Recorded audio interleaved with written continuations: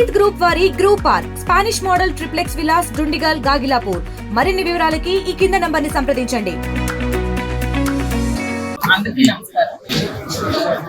ఈరోజు ఈ సింహాచలం దేవస్థానం చందనోత్సవం కార్యక్రమంలో ఆ స్వామి దర్శనం కోసం వచ్చిన భక్తులు ఇలా గోడ కూలి ఊళ్ళలో ఉన్నప్పుడు గోడ కూలి 7 మంది చనిపోవడం, ఇంకొక కొందరు దెబ్బలు తగిలి హాస్పిటల్లో జాయిన్ అయ్యడం జరిగింది.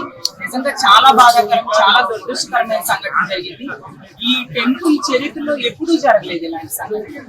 అసలు మనం తీసుకుంటే ఈ చందనోత్సవం కోసం మన రాష్ట్రంలో ఉన్న భక్తులే కాదు, చుట్టుపక్కల రాష్ట్రాలు ఒరిస్సా నుంచి కూడా వస్తారు. అలాగే మన విశాఖపట్నమే కాకుండా చుట్టుపక్కల జిల్లాల నుంచి అన్ని దగ్గర నుంచి కూడా ప్రజలు లక్షలాది మంది వచ్చి ఆ స్వామి నిజరూప దర్శనం చేసుకుందామని ఎంతో ఆశపడుతూ వస్తారు. అలాంటిది ఇలాంటి సంఘటన జరిగిందంటే ఇందులో కూడా నేను జడ్పీ చైర్మన్ గారు అక్కడ పరిశీలించడం జరిగింది. ఆ గోడ ఈ చందనోత్సవం కోసమని కట్టారంట.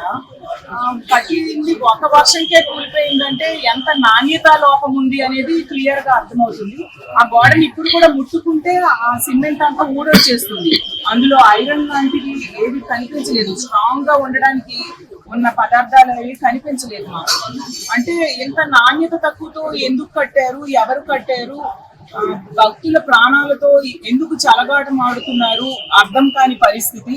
నిజంగా ఇలాంటి సంఘటన ఎప్పుడు జరగకూడదు, ఇంతవరకు జరగలేదు.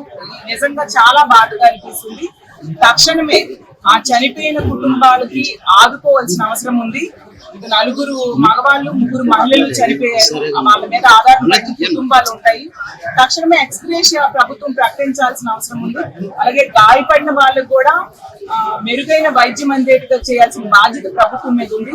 ఇలాంటి సంఘటనలు రిపీట్ కాకుండా కూడా చూడాల్సిన అవసరం మాత్రం ప్రభుత్వం మీద ఎంతైనా ఉంది. ఎందుకంటే సామాన్యులకే పెద్దపేట వేస్తామనేసి తెగ ఓదరగొట్టారు గత వారం 10 రోజులుగా చూస్తుంటే.